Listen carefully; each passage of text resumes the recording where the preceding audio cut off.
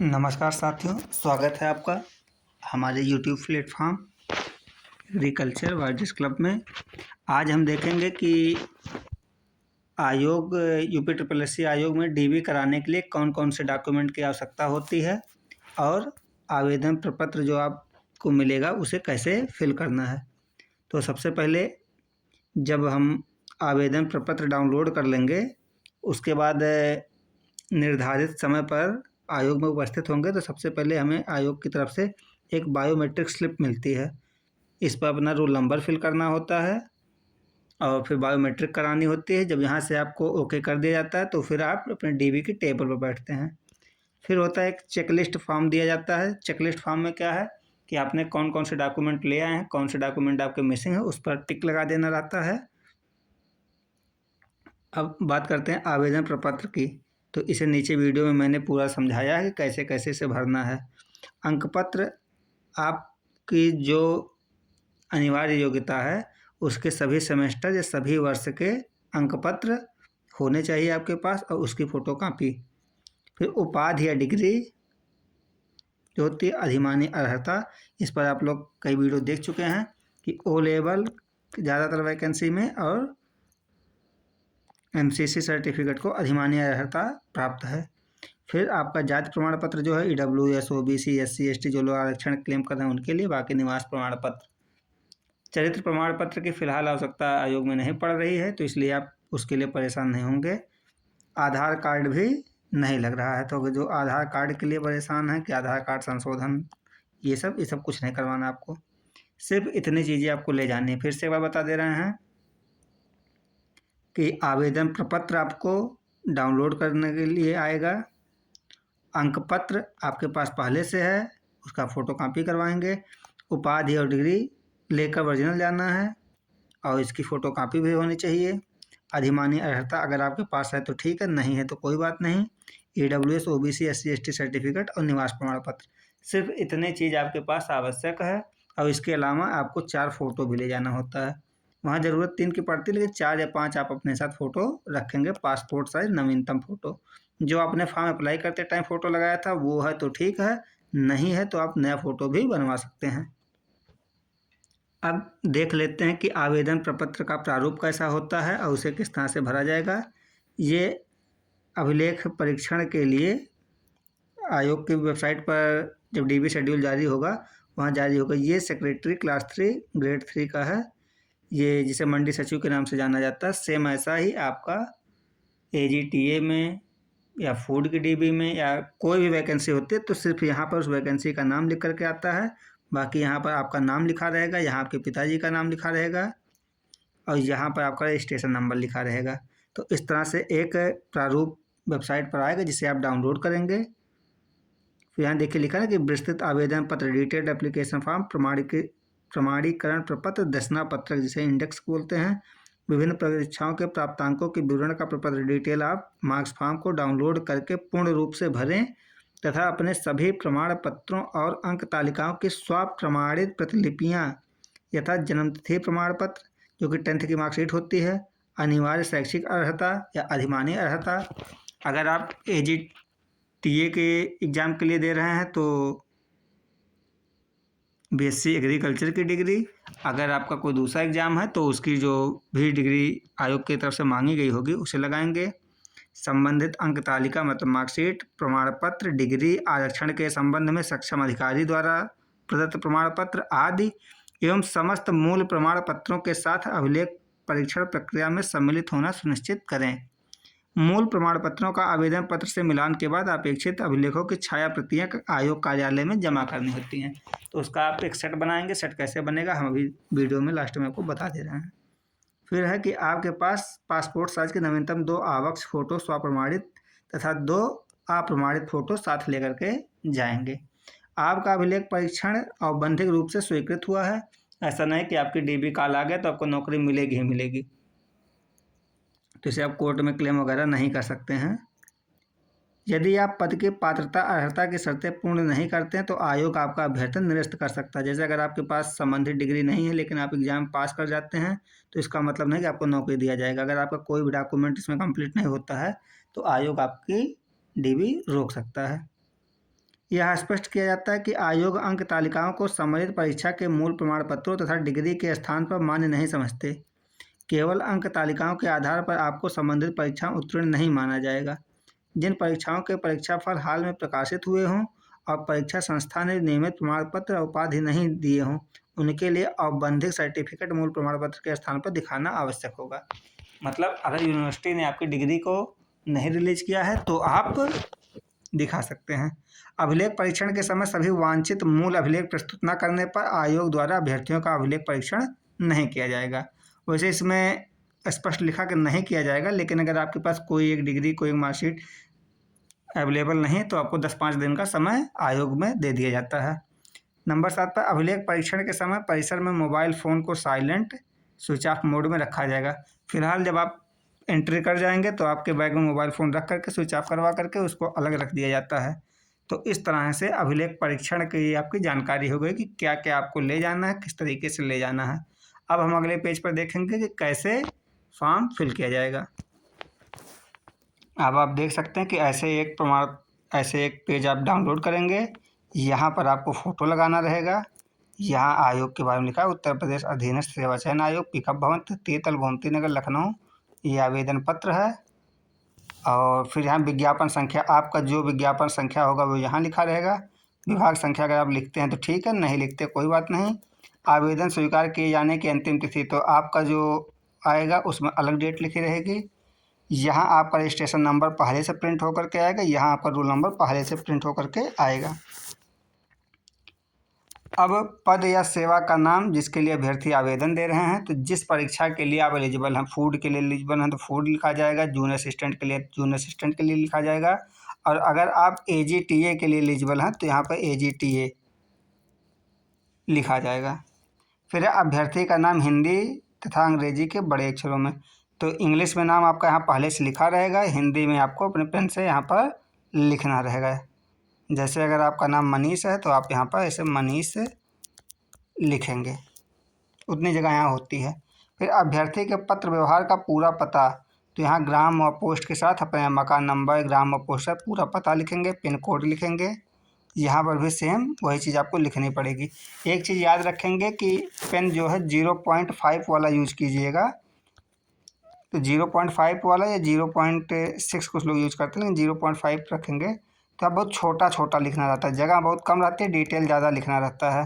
तो पहले आप किसी पेपर पर पहले से लिख करके प्रैक्टिस कर लीजिए कि बहुत छोटा छोटा लिखने का, क्योंकि यहाँ पर जगह ज़्यादा नहीं होती है, बहुत पतली सी जगह होती है।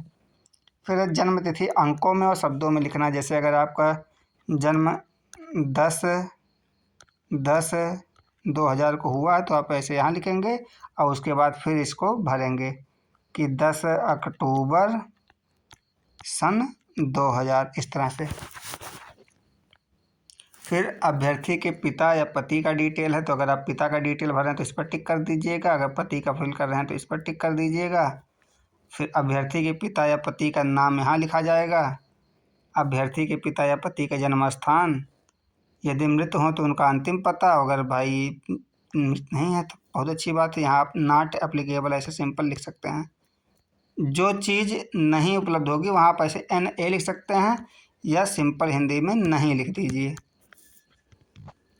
क्या पिता पति ने कभी राष्ट्रीयता बदली, जैसे दूसरे देश के नागरिक हो, इस देश में आए हो तो हाँ भरा जाएगा। वैसे फ़िलहाल लगभग लोगों का यहाँ पर भी नॉट एप्लीकेबल या नहीं आएगा। क्या अभ्यर्थी के पिता पति जन्म तथा अधिवास से भारतीय नागरिक है, यदि नहीं तो पूर्ण विवरण दे। तो जन्म से नागरिक हैं तो नागरिक हैं, बात खत्म। फिर अभ्यर्थी किसी प्रकार के आरक्षण का दावा करता है, यदि आप कोई आरक्षण ले रहे हैं जैसे EWS, OBC, SC, ST या किसी प्रकार का, तो यहाँ पर हाँ करेंगे। वर्ग जाति, जैसे सामान्य वर्ग में EWS कोई ले रहा है तो यहाँ सामान्य वर्ग, यहाँ उपजाति क्षत्रिय लिखेगा, या EWS वर्ग, हाँ सॉरी, अगर जिस श्रेणी में ले रहा है, जैसे अगर OBC है तो OBC और अपनी जाति लिखेगा, उपजाति यहाँ लिख सकता है। क्या अभ्यर्थी आयु में छूट, तो कुछ लोग आयु में छूट का लाभ ले रहे हैं, जैसे रिलैक्सेशन मिलता है ना एज में, तो उनके लिए यहाँ पर हाँ लगाया जाएगा और उनको जाति प्रमाण पत्र देना पड़ेगा। फिर देखते हैं कि क्या अभ्यर्थी विवाहित है, यदि हैं तो यहाँ पर हाँ लिखा जाएगा, यदि नहीं है तो नहीं पर टिक कर देंगे या सामने हाँ नहीं लिख देंगे। यदि हाँ तो क्या अभ्यर्थी की एक से अधिक जीवित पत्नियां हैं, अथवा क्या अभ्यर्थी ने ऐसे पुरुष से विवाह किया है जिसकी एक पत्नी पहले से जीवित है महिलाओं के लिए।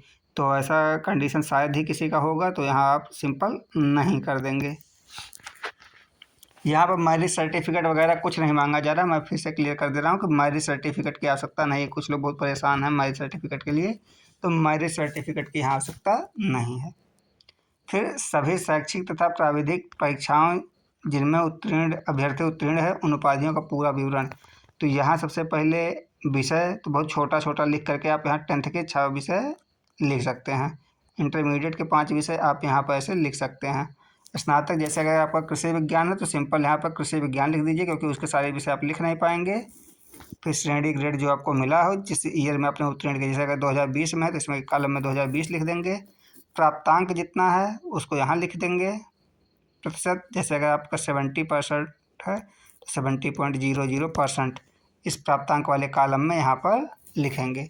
प्रदत्त प्रमाण पत्र संख्या मतलब जो डिग्री की संख्या होगी उसको हाई स्कूल की डिग्री के यहाँ लिखेंगे, इंटर की डिग्री के यहाँ लिखेंगे, स्नातक की डिग्री के यहाँ।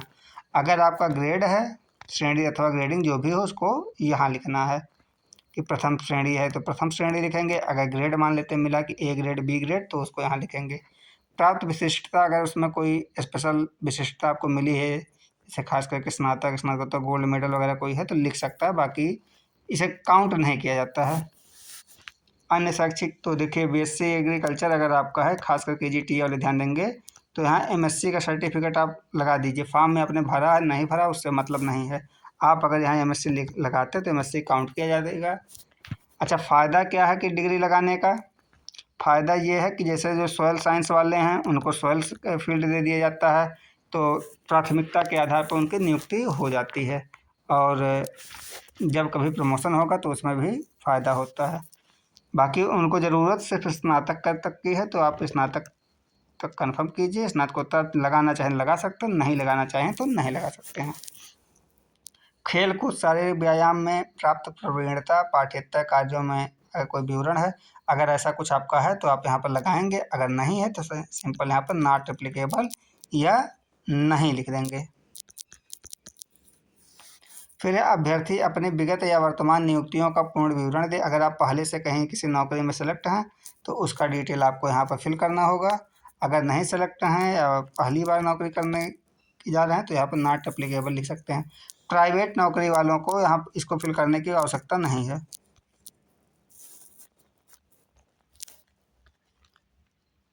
फिर देखिए एक इम्पॉर्टेंट कॉलम ये है कि अभ्यर्थी विज्ञापित अनिवार्य तथा अधिमानी अर्हताओं से संबंधित निम्न विवरण दें। तो प्रदत्त प्रमाण पत्र संख्या, तो सबसे पहले यहाँ अनिवार्य में लिखेंगे 10th, और 10th का जो प्रमाण पत्र संख्या होगा यहाँ सामने लिखेंगे। उसके बाद बीएससी एजी अनिवार्य योग्यता आपकी है एजीटीए वालों के लिए, तो यहाँ पर आप बीएससी एजी लिखेंगे। अगर कोई दूसरी डिग्री के लिए आप डीवी कराने की सोच रहे हैं तो उसको यहाँ पर 2 नंबर पर लिख करके सामने प्रमाण पत्र संख्या डालेंगे। अधिमानी अर्हता में पहले बताया कि ओ लेवल और एनसीसी ज़्यादातर जगह पर ओ लेवल और एनसीसी ज़्यादातर जगह इन्हीं को अधिमानी अर्हता माना जाता है। तो अगर ऐसा कुछ है तो आप यहाँ सामने उसकी डिटेल फिल कर देंगे। फिर जिसने टेरिटोरियल सेना में 2 वर्ष की सेवा की है वो यहाँ पर अगर हाँ है तो हाँ लगाएगा, नहीं है तो नहीं लगाएगा। हाँ वालों को प्रमाण पत्र संख्या लिखना पड़ेगा। सेम ये एनसीसी बी सर्टिफिकेट के लिए है। और एक चीज़ पूछा जाता है ना कि अगर हमारे ऊपर कोई केस होगा तो क्या काउंट किया जाएगा या नहीं किया जाएगा। तो अगर केस है तो आप उसका पूरा विवरण दीजिए, काउंट आपको बिल्कुल किया जाएगा। 16 नंबर पर आवेदन परीक्षा शुल्क के निमित्त जमा की गई राशि का पूर्ण विवरण। अभी हमारे एक दोस्त ने डीबी कराया था, वो काफ़ी परेशान था यहाँ चालान संख्या डालने के लिए कि बैंक की ट्रांजैक्शन आईडी। तो ये इम्पोर्टेंट नहीं है। अगर आपके पास उपलब्ध है, फॉर्म आपने डाउनलोड करके रखा है तो उसमें आपको मिल जाएगा। अगर आपके पास फॉर्म डाउनलोड नहीं है, वेबसाइट से फॉर्म डाउनलोड नहीं हो पा रहा है, तो इसे आप छोड़ सकते हैं। सॉरी, ये कॉलम 16 नंबर कॉलम आप नहीं फिल करेंगे तो आपको आयोग की तरफ से कोई प्रेशर नहीं किया जा रहा है कि आप इसको फिल करके ही लाइए। नहीं है तो कोई बात नहीं, आयोग के पास सारा डिटेल है। फिर यहाँ मैं अपना नाम लिखेंगे। आप घोषणा करता हूँ या करती हूँ कि इस आवेदन पत्र में जो वर्णन है वह मेरे संज्ञान विश्वास में है, विश्वास के अनुसार सत्य व पूर्ण है। यदि उसमें असत्य विवरण पाया जाए तो मैं अपात्र ठहरा दिया जाऊँ। यदि चयनित हो गई हूँ तो सेवा से हटा दिया जाऊँ या दी जाऊँ। मतलब अगर आपने जो विवरण भरा हो वो कहीं गलत है तो आयोग आपके सेवा को समाप्त करने का अधिकार रहता है। ये घोषणा पत्र आप यहाँ फिल करेंगे, आप यहाँ अपने सिग्नेचर करेंगे, पूरा नाम लिखेंगे, पूरा पता, और इसका ध्यान रखेंगे कि लेटर छोटे होने चाहिए तभी आपका आएगा, क्योंकि बहुत कम जगह होती है। यहाँ डेट डालेंगे। वैसे हमारे कहने का मतलब है दिनांक में आप जिस दिन डीबी कराने जाएं उसी दिन की डेट डालिए, और वहीं लखनऊ का स्थान भी रख दीजिए, अपने होम टाउन का भी स्थान लिख सकते हैं। अब बात करते हैं प्रपत्र 2 की, जिसे प्रमाणीकरण प्रपत्र भी कहा जाता है। तो इस प्रपत्र में कोई गलत सूचना देना या किसी तथ्यपूर्ण सूचना को छिपाना डिस्क्वालिफिकेशन अनर्हता समझी जाएगी, और इससे उम्मीदवार शासकीय सेवा के लिए अनर्ह समझा जा सकता है। तो इसमें क्या क्या दिया कि यदि उम्मीदवार इस प्रपत्र को भरने तथा प्रस्तुत करने के बाद निरुद्ध डिटेंड या दोष सिद्ध प्रतिवादित आदि किया जाए तो उसके ब्यौरे उत्तर प्रदेश अधीनस्थ सेवा चयन आयोग लखनऊ को सूचित किए जाने चाहिए। ऐसा न करने से समझा जाएगा कि उसने सूचना छिपाई है। तो यहाँ आप अपना नाम, जो कि यहाँ पहले प्रिंट आएगा, पिता का पूरा नाम, यदि उपनाम है तो उसे भी काउंट कर दीजिए, माता का पूरा नाम, उपनाम, निम्नलिखित की राष्ट्रीयता, आसानी से आप इस सबको फिल करेंगे, स्थायी निवास, वर्तमान पत्र व्यवहार का पूरा पता, आयु, जन्म की तारीख अंकों शब्दों में। इसमें थोड़ा सा ये ध्यान दीजिएगा कि 15 वर्ष की आयु से शिक्षा प्राप्त करने का स्थान, तो यहाँ पर 10th 12th और ग्रेजुएशन तीनों फिल करना है। तो बहुत छोटा छोटा लिखेंगे तभी ये तीनों डिटेल आप यहाँ पर फिल कर पाएंगे। प्रवेश का दिनांक, अगर एग्जैक्ट दिनांक आपको नहीं पता, वैसे शायद ही किसी को पता हो, तो आप सन यहाँ लिख सकते हैं, किस वर्ष में आपने 10th में प्रवेश किया था, और छोड़ने का दिनांक किस सन में आपने पास किया था, और कौन सी परीक्षा, 10th यहाँ लिखेंगे, 12th यहाँ लिख सकते हैं, और ग्रेजुएशन यहाँ, और फिर आगे लिखने की इसमें ज़रूरत नहीं है। बहुत नीचे वगैरह लिखने मत जाइएगा, बहुत ज़रूरत नहीं होती है। अगर आपने जितना लिखा उतना पर्याप्त होता है। अगर नहीं लिख पाएंगे बहुत छोटा, तो फिर 10th और BSc AG इन दोनों की डिटेल फिल कर दीजिए, बहुत है। इसके लिए आपको कोई अलग से कुछ नहीं करना है। फिर कार्यालय या फर्म, यदि कोई पूर्ण विवरण उम्मीदवार ने जहाँ पहले काम किया, तो जिसने पहले काम किया हो उसके लिए है। प्राइवेट सेक्टर वाले इसको नहीं फिल करेंगे, आप इसको खाली छोड़ दीजिएगा, कोई मतलब नहीं है। फिर अगर किसी के ऊपर मुकदमा है या ऐसा कोई चीज़ है तो आप यहाँ पर दिखा सकते हैं। किसी के खिलाफ अगर न्यायालय या विश्वविद्यालय में भी कोई मामला चल रहा हो या विचाराधीन होगा, तो उसे आपको यहाँ पर बताना ज़रूरी है। नहीं बताएंगे तो कल को जब आपका कैरेक्टर सर्टिफिकेट वेरीफाई होगा वहाँ से नहीं हो पाएगा, तो आपको दिक्कत होगी। अगर आप यहाँ लिख देंगे तो कोई दिक्कत नहीं है, आपको डीबी के लिए काउंट किया जाएगा।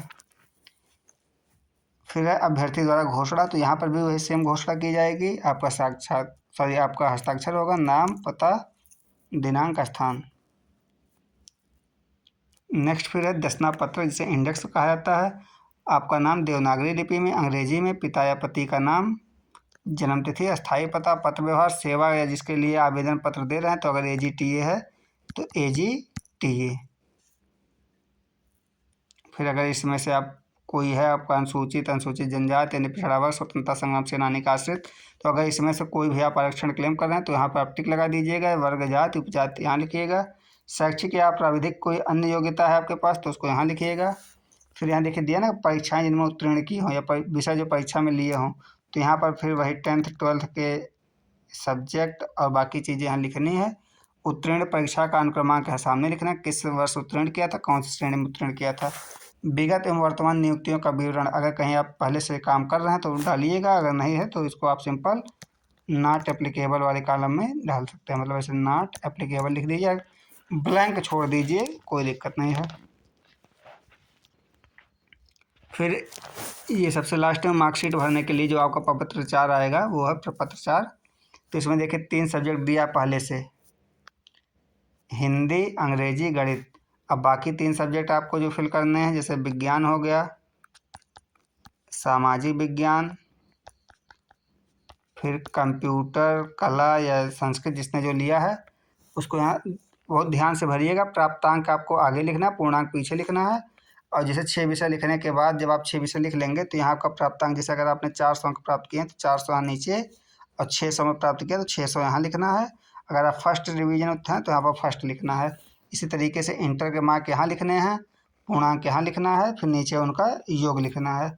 सेम ऐसा स्नातक पर, तो यहाँ पर आप एक डाल दीजिए कॉलम कृषि विज्ञान, मैं 2-4 लाइन छोड़ करके यहाँ पर आप लिख लीजिएगा कृषि विज्ञान, तो उसके सामने फिर स्नातक वाले कॉलम में इस तरह से आपको मैच कर लेना है। जैसे यहाँ आपने कृषि विज्ञान लिखा तो यहाँ और यहाँ, सॉरी यहाँ आपको कृषि विज्ञान का प्राप्तांक लिखना है जो स्नातक BSc एजिम प्राप्त किया है, और यहाँ पूर्णांक लिखना है, और उसके बाद फिर नीचे फिर सेम वही चीज़ आपको यहाँ लिख देना है। अगर आपने MSc किया है तो यहाँ पे जैसे मान लेते हैं कि अगर आपने एग्रोनॉमी से किया तो यहाँ डाल दीजिए MSc एग्रोनॉमी, और उसके सामने फिर स्नातकोत्तर, सामने वाले कॉलम में प्राप्तांक, यहाँ पूर्णांक, यहाँ नीचे भी ये चीज़ लिख सकते हैं।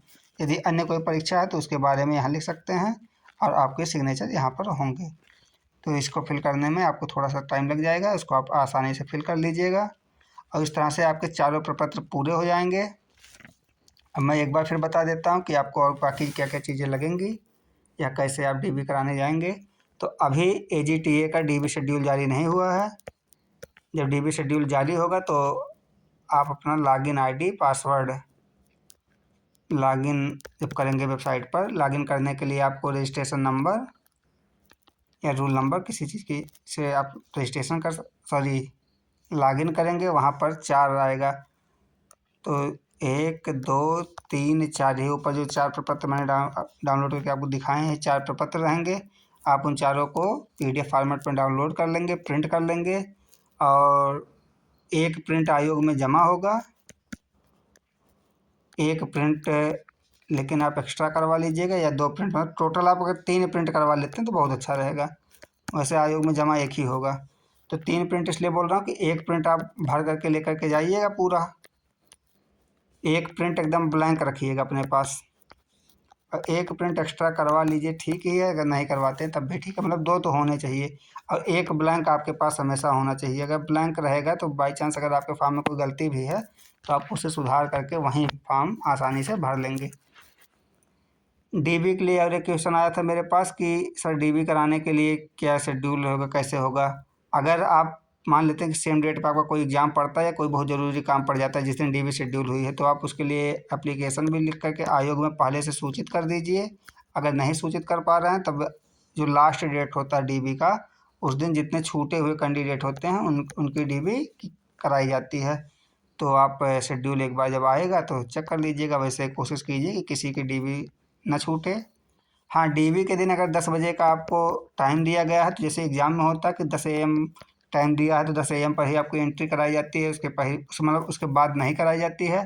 तो DB में ऐसा कोई रस नहीं है। आप 2-4-10 मिनट अगर किसी कारणवश लेट होता है, 2-5-10 मिनट, तो आप आराम से वहाँ पर जा सकते हैं। अब मेरे कहने का मतलब नहीं कि 10 बजे की DB है तो आप 11 बजे घर से ही निकलिए, ऐसा कुछ नहीं। आप समय से पहुँचने का प्रयास कीजिए कि 10 बजे के पहले आप आयोग के गेट पर पहुँच जाइए, 9:50 पर, 8:50 पर।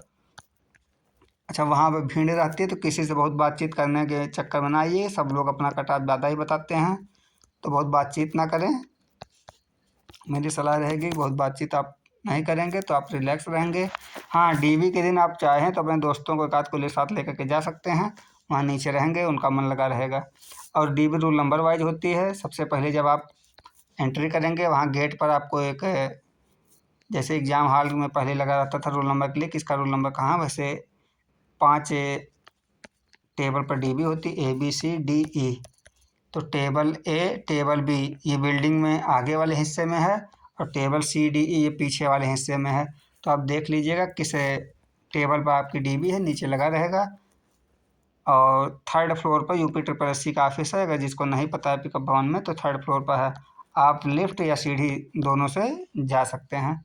जब आप वहाँ पर आयोग के ऑफिस के गेट पर पहुँचेंगे तो जो गेट पर सिक्योरिटी वाले होते हैं वो आपका रोल नंबर चेक करेंगे। रोल नंबर चेक करने के बाद आपको एंट्री कराएंगे जहाँ पर आप साइन करेंगे।